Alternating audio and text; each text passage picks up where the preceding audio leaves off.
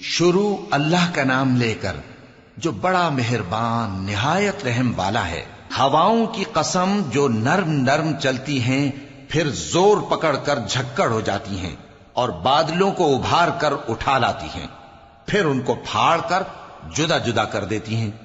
پھر فرشتوں کی قسم جو وحی لاتے ہیں تاکہ عذر دور کر دیا جائے یا ڈر سنا دیا جائے کہ جس فیصلے کا تم سے وعدہ کیا جاتا ہے وہ ہو کر رہے گا، جب تاروں کی چمک جاتی رہے اور جب آسمان میں شگاف پڑ جائیں اور جب پہاڑ ریزہ ریزہ کر کے اڑا دیے جائیں اور جب پیغمبروں کے لیے وقت مقرر کر دیا جائے، بھلا ان کاموں میں تاخیر کس لیے کی گئی؟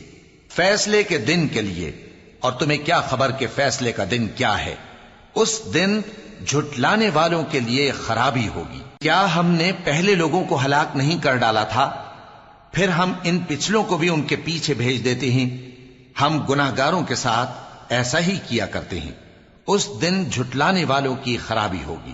کیا ہم نے تم کو حقیر پانی سے نہیں پیدا کیا، پھر اس کو ایک محفوظ جگہ میں رکھا ایک وقت معین تک، پھر ہم نے اندازہ مقرر کیا، سو ہم کیا ہی خوب اندازہ مقرر کرنے والے ہیں۔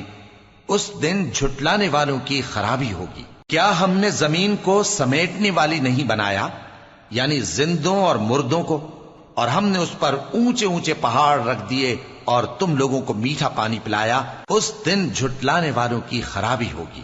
جس چیز کو تم جھٹلایا کرتے تھے اب اس کی طرف چلو، یعنی اس سائے کی طرف چلو جس کی 3 شاخیں ہیں، نہ ٹھنڈی چھاؤں اور نہ شولوں سے بچاؤ۔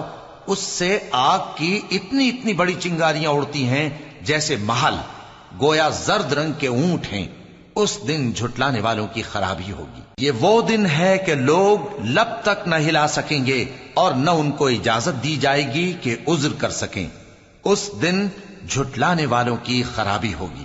یہی فیصلے کا دن ہے جس میں ہم نے تم کو اور پہلے لوگوں کو جمع کیا ہے۔ اگر تم کو کوئی داؤں آتا ہے تو مجھ سے کر چلو۔ اس دن جھٹلانے والوں کی خرابی ہوگی۔